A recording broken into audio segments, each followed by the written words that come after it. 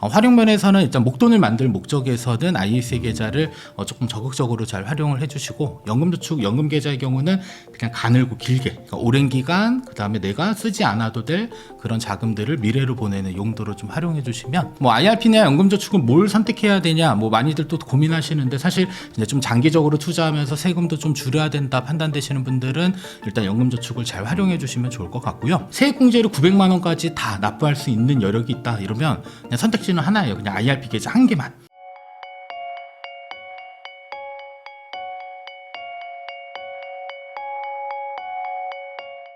안녕하세요. 부익남TV의 부익남입니다. 오늘은 이제 금융교육 전문가이시죠. 김범곤 대표님을 모시고 26년도 이제 연초가 이제 막 끝나가니까 올해 또 이제 세금 또 그런 이제 투자 세팅 어떻게 할지 이야기 한번 나눠보도록 하겠습니다. 대표님 안녕하세요. 네, 반갑습니다.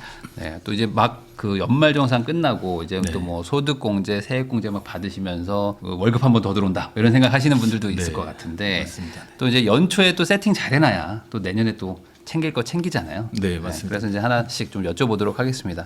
우선은 제일 뭐 이거 반복해도 헷갈려요. 네. ISA, IRP, 연금저축 뭐 이런 것들. 이게 장점도 있고 단점도 있고 뭐 그런 것 같은데 네. 또 이제 또 새해니까 한번 설명 한번 해주시죠.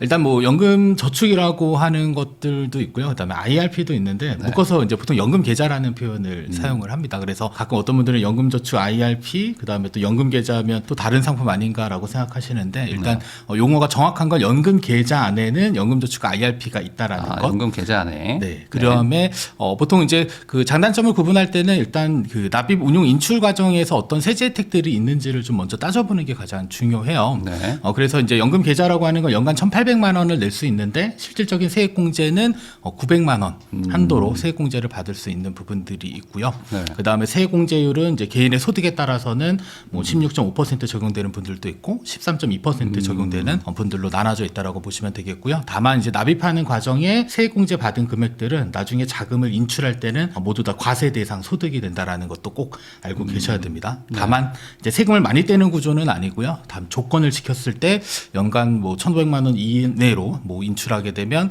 뭐 5.5에서 뭐 낮게는 3.3%의 세율이 적용된다라는 것은 기본적으로 일단 나중에 세금은 부과된다라는 것은 알고 계셔야 그럼 되겠고요. 연 1,500 이상 인출하면은 네. 그 원래 받았던 것만큼 또 되고. 이제 선택지가 두 개로 생겨요. 하나는 이제 종합과세를 선택할 수도 있고요. 네. 하나는 이제 분리과세를 선택할 수 있는데, 뭐 종합과세는 뭐 다른 소득이랑 합산돼서 뭐 다시 한번 세금 신고를 하는 걸 의미하고요. 그 다음에 만약에 이제 내가 분리과세 선택했다, 네. 그때는 16.5% 세금만 딱 떼고 이제 끝나게 되는 그런 과세체계로 되어져 있습니다. 네.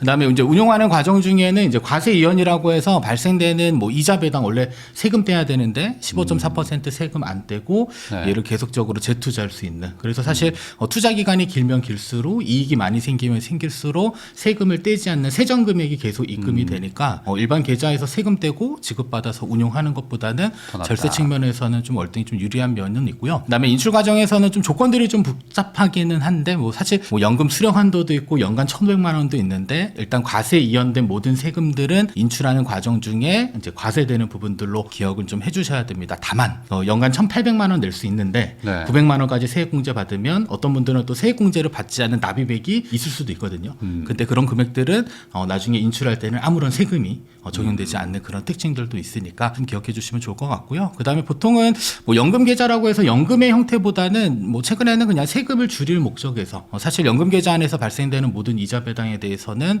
현재로서도 뭐 건강보험료 그리고 금융소득 종합과세와는 아무런 관계가 없기 때문에 네. 이제 좀 장기적으로 투자하면서 세금도 좀 줄여야 된다 판단되시는 분들은 일단 연금저축을 잘 활용해 주시면 좋을 것 같고요.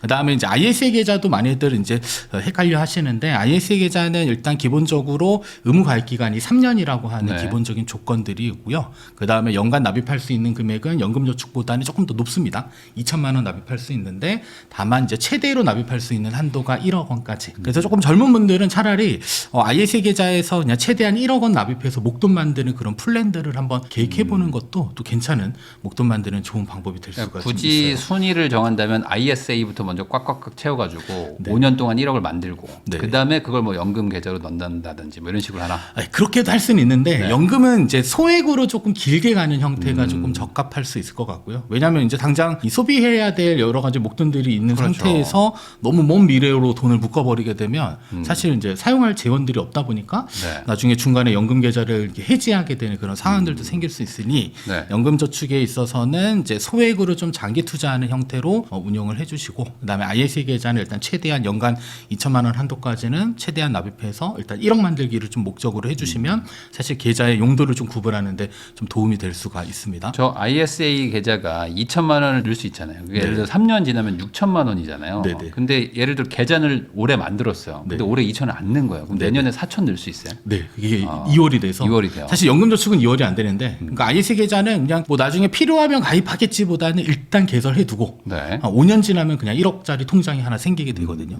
그러니까 일단 개설해두고 나중에 활용 어떻게 할지에 대한 고민을 해보면 좋겠고요. 저게 근데 반대로 4천만 원을 넣었어요. 네. 근데 내가 급전이 필요해. 2천이 필요한 거 네. 빼면 다시 못 넣죠. 네, 빼면 다시 넣을 수는 없습니다. 어. 다만 이제 중도 인출은 가능하고 중도 인출에 따른 세금 문제는 발생하지 않으니까 사실 네. 뭐 돈이 묶이는 거 아니야 이렇게 보통 얘기들 하시는데 ISA 계좌 안에서는 돈이 묶이는 구조는 아니다라는 웃기는 거. 건 아니다. 네, 그 부분은 좀 기억해 주시고요. 네. 그다음에 뭐 운용하는 과정 중에 과세 이연되는 거는 뭐 연금저축과 동일합니다. 그래서 세금 안 떼고 세전 금액들이 입금이 되고 그다음에 나중에 인출할 때는 뭐 200 또는 400만 원 한도의 비과세 혜택이 있고요. 그다음에 나머지 초과 이익에 대해서는 그래도 뭐 15.4보다는 낮은 9.9% 세율로 네. 분리과세 처리되니까 활용 면에서는 일단 목돈을 만들 목적에서는 ISA 계좌를 조금 적극적으로 잘 활용을 해주시고 연금저축 연금 계좌의 경우는 그냥 가늘고 길게 그러니까 오랜 기간 그다음에 내가 쓰지 않아도 될 그런 자금들을 미래로 보내는 용도로 좀 활용해 주시면 사실 무슨 계좌가 먼저일까 보통 많이들 이렇게 고민하시는데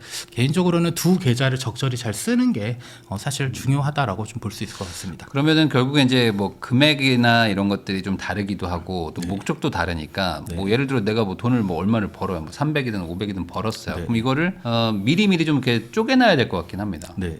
이걸 좀 어떻게 좀 전략이 있을까? 일단은 뭐 목적에 맞게 이제 나눠 놓을 수는 있는데요. 보통 이제 연금저축에다 얼마를 내야 되는지 많이들 고민들 하시는데 저는 개인적으로 이제 공무원 연금이 한 18% 정도 연금을 내요. 네.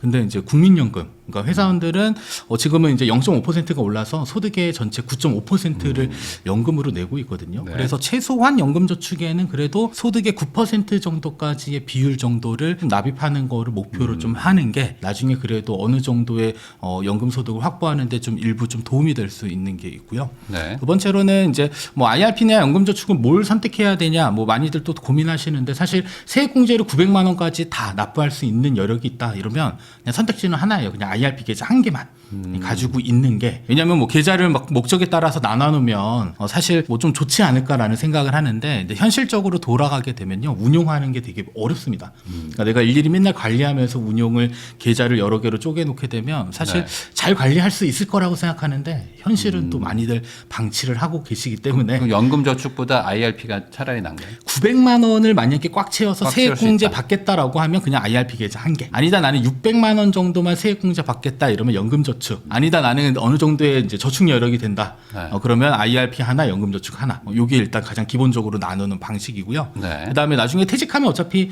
그 퇴직금을 지급받을 용도의 IRP 계좌가 또 필요로 합니다. 네. 그래서 보통 계좌 수는 3개는 좀 넘기지 않는 형태로 그냥 600만 원까지 낼래요라고 하면 연금저축을 첫 번째로 선택하시고요. 900만 원까지 내겠다 이러면은 IRP 계좌를 아니다 나는 1,800만 원까지 내겠다 이러면 IRP와 연금저축을 각각 900만 원씩 나눠서 그 용도로 써주시고요. 그다음에 네. 퇴직했었을 때는 이제 퇴직금을 받을 목적에서의 IRP 계좌를 또 하나 또 갖게 되게 되니까 그래서 전체 계좌 수는 3개를 넘지 않는 이런 구조로 좀 만드는 게 좋을 것 그 같습니다. 시청자분들 이거 궁금할 것 같아요. 아까 방금 이제 900만 원 여력 정도밖에 없는 분은 네. IRP만 만들라고 하셨잖아요. 네. 그러니까 관리가 어렵다. 그럼 네. 관리가 뭐가 어렵길래 굳이 이걸 450 안 하고 900으로 만드냐? 보통 이제 IRP 계좌 안에다가 뭐 ETF를 담던 펀드를 담던 운용을 해야 되는데 네. 사실 뭐 내가 투자하는 게 즐거운 분들이야 사실 즐거운 마음으로 잘 할 수 있는데요. 근데 생각 외로 투자를 또 못 하시는 분들이 네. 이제 남들 다 한다고 또 연금저축 IRP 선택해서 계좌를 다 쪼개놨더니 실제로는 운용을 안 하는 거예요. 아. 네, 그냥 납입만 잘 해놓고 현실적으로. 그냥 다 방치해 놓는 그런 네. 상황들이 너무 많기 때문에 계좌를 많이 나눠 놓는 것보다는 일단은 세액공제가 주목적이다 이러면 900만 원. 그러면 IRP 한 개 정도만 선택해도 충분하다. 운용을 안 할 거면 사실 절세 계좌가 의미가 별로 없는 거이기도 하니까 어찌 보면 그죠. 가만히 두면 뭐 알아서 그냥 이렇게 운용해주겠지라고 생각을 하는데 현실은 그렇지는 않습니다. 예, 그냥 거의 다 방치되어져 있는. 생각보다 방치하는 분들이 좀 있다. 네, 처음에는 열심히 하는데 네. 시간 지나고 나면 거의 다 그냥 아무래도 그럴 수 있죠. 네, 그런 귀찮으니까. 확률들이 많습니다. 자, 그러면 이제 이렇게 하려고 할 때 어쨌든 절세 혜택을 노리기 때문에 절세 상품을 하는 거잖아요. 네. 그러면 혜택을 좀 많이 받을 수 있으면서도 자산을 좀 불리는 방식. 뭐 그것도 궁금하실 것 같습니다. 자, 보통 이제 ISA 계좌에서의 의무 가입 기간 3년이 경과되면 연금 계좌로 이전할 수 있는 이전 네. 제도가 있어요. 기본적으로. 그래서 일단은 뭐 금융 자산들을 최대한 절세 계좌 쪽으로 옮겨 놓을 목적이다라고 한다면 ISA 계좌와 연금 계좌를 동시에 일단 가입을 하고요. 네. 그다음에 이제 납입 여력이 되면 사실 뭐 최대 한도까지 내면 좋은데 근데 사실 연간 3,800만 원을 이렇게 미래로 보낸다? 뭐 돈을 조금 저축을 한다라는 게 이제 현실적으로 좀 어려울 수도 있거든요. 네. 어려운 분들은. 그렇더라도 일단 구조적으로는 ISA 계좌에 연간 2천만 원을 납입하는 여력이 충분하다. 이런 분들은 일단 ISA 계좌 한도를 다 채우게 되면 더 이상 못 채우잖아요. 네. 이때는 ISA 계좌에 있는 자금을 연금으로 한번 옮겨놔요. 그리고 나서 어차피 세액공제는 이전된 금액의 10% 최대 300만 원까지의 추가 세액공제를 적용을 받을 수 있거든요. 네. 그래서 보통 연금 계좌에서 최대 900까지 세액공제가 되는데 ISA 계좌를 해지해서 이전되는 그 해에는 추가로 300만 원까지 또 세액공제를 받을 수가 있어요. 네. 그리고 나머지 자금은 어차피 세액공제 안 받은 거니까 걔는 언제든지 인출할 수 있는 그런 구조가 만들어지게 되고요. 그다음에 연금 계좌는 뭐 역시나 이제 세액공제 받을 목적 혹은 조금 노후 준비가 조금 늦으신 분들 만약에 이제 50세는 넘었는데 연금 준비가 전혀 안 된 분들은 이 가지고 있는 금융 자산들을 일단 이전하는 목적으로 많이들 사용을 하시거든요. 네. 그래서 순서는 일단 최대한 계좌에 납입할 수 있는 한도를 채워 주시고 그다음에 ISA 계좌에 연간 2천만 원씩 납입하는 여력이 충분하신 분들은 3년 경과 시점 혹은 뭐 5년 돼서 1억 원 채워 가지고 계속적으로 연금 계좌로 옮겨 놓고 다시 ISA 계좌 신규 개설해서 연간 2천만 원 꾸준히 내고 그다음에 3년 지나서 다시 연금으로 옮기는 이런 형태만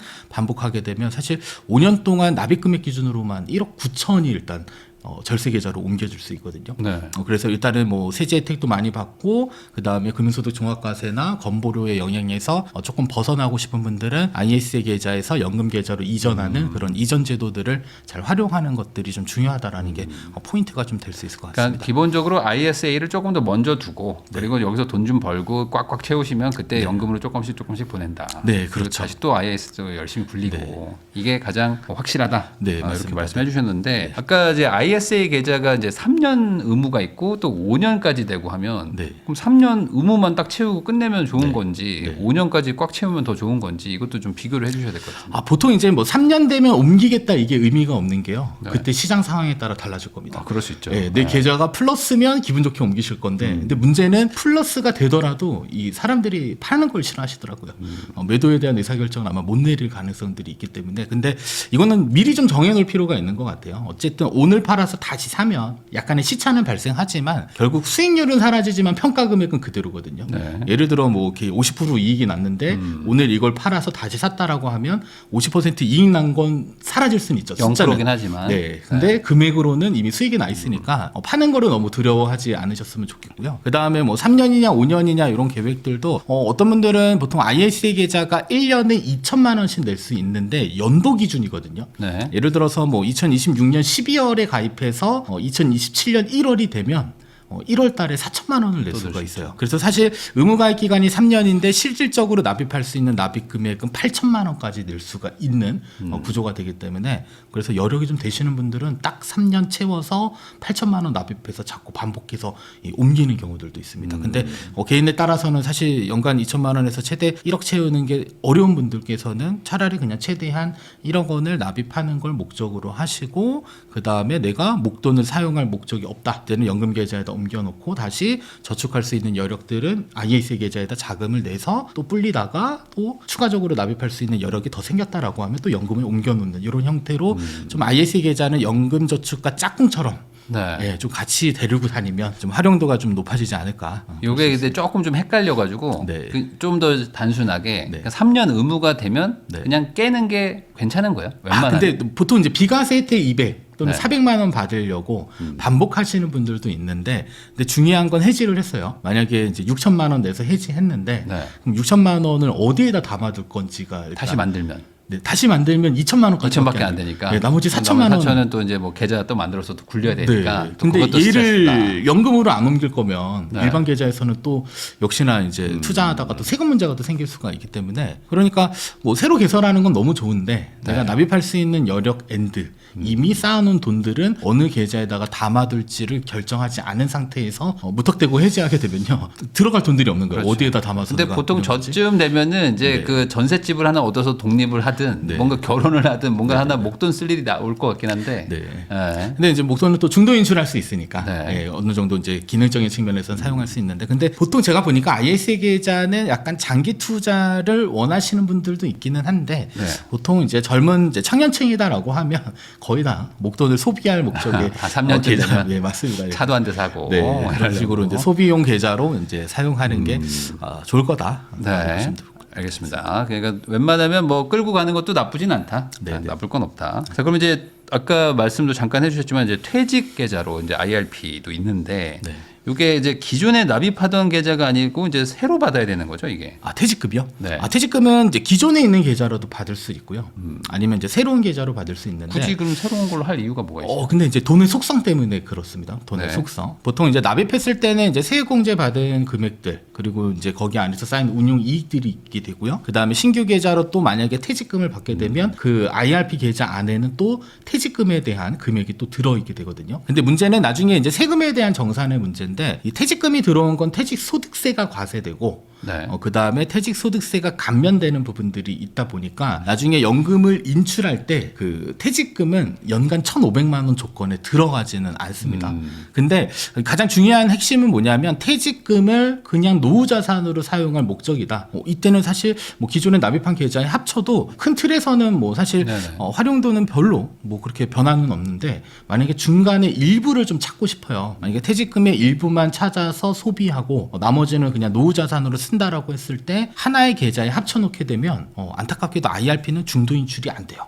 네, 법적으로 뭐 내 집을 마련한다든지 아니면 뭐 6개월 이상의 요양이 필요하다든지 그러한 조건이 부과되지 않으면 사실 중도 인출이 안 되기 때문에 그때는 돈이 필요하니까 어쩔 수 없이 IRP 계좌를 통으로 해지하게 되는 상황들이 올 수 있거든요.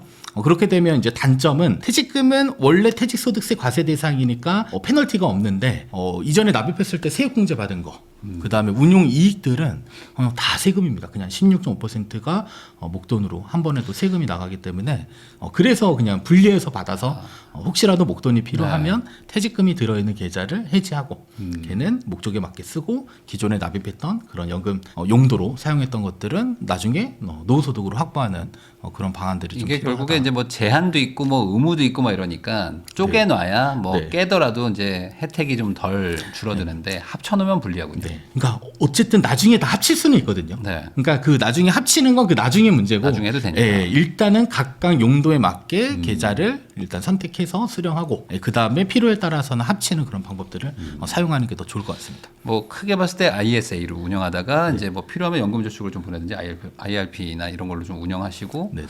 퇴직금은 따로 네, 해라. 퇴직금은 퇴직금 용도의 계좌로 별도로 받아놓고 나중에 혹시라도 통합이 필요하면 그때 그때 가서 당시에 해도 합쳐도 전혀 문제가 없기 때문에. 괜히 귀찮다고 합치는 게 오히려 더 리스크가 있는 거네요. 그렇죠. 왜냐하면 어느 날 갑자기 뭐 목돈을 또 쓸 수도 있는데 그때는 뭐 IRP를 전부 다 해지해야 되니까 그때는 생각지도 않던 손실이 네. 또 생길 수 있어서. 어느 정도 좀 쪼개놓을 필요는 있다. 네, 맞습니다. 이렇게 좀 정리할 수 있을 것 같습니다.